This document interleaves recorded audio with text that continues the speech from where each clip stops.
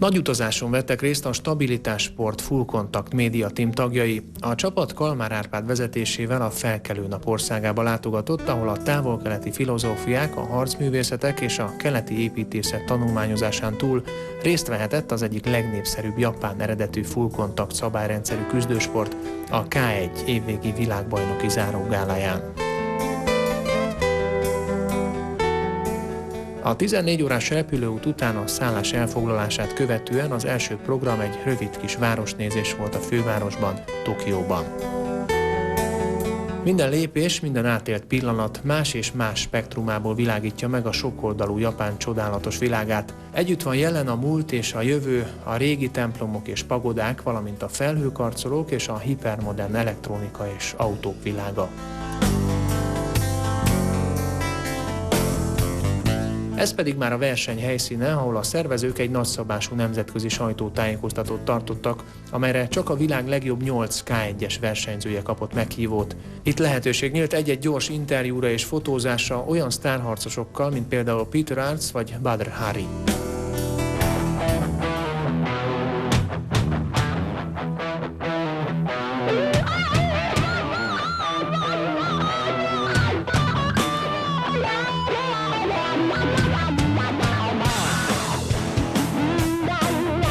Másnap már a versenyek is megkezdődtek. A mintegy 25 000 néző előtt rendezett, a világ egyik legnagyobb és leglátványosabb sójával fűszerezett gálán az immár 4-szeres világbajnok holland Sammy Shield diadalmaskodott.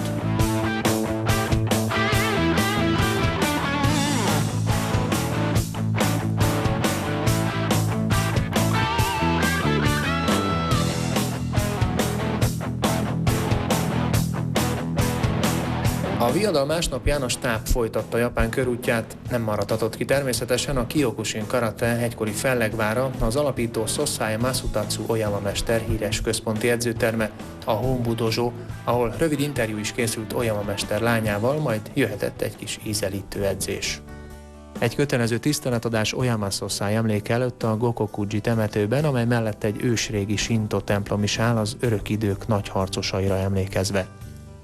A következő állomás az Ikebukuro városnegyedben lévő leghíresebb Kyokushin Budóbolt meglátogatása volt, amelyet szintén Oyama mester sugallatára indítottak el a 60-as években, amely ma is őrzi a Kyokushin alapító nagymesterének relikviáit. Baráti beszélgetés és konzultáció az egyik legnagyobb japán harcossal és mesterrel, Shihan Akira Masudával.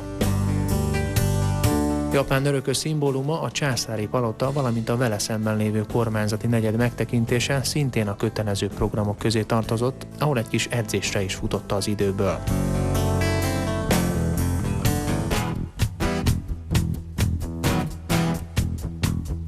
Itt mindössze 100 méter távolságban van egymástól a múlt és a jelen valósága.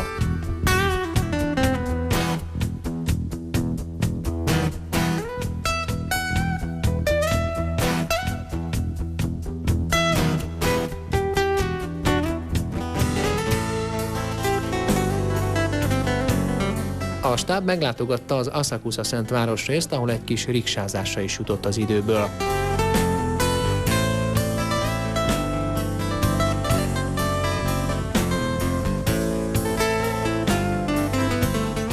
Majd Harajuku Shinto szentély megtekintése következett, ahol egy esküvői szertartásnak is tanúi lehettünk.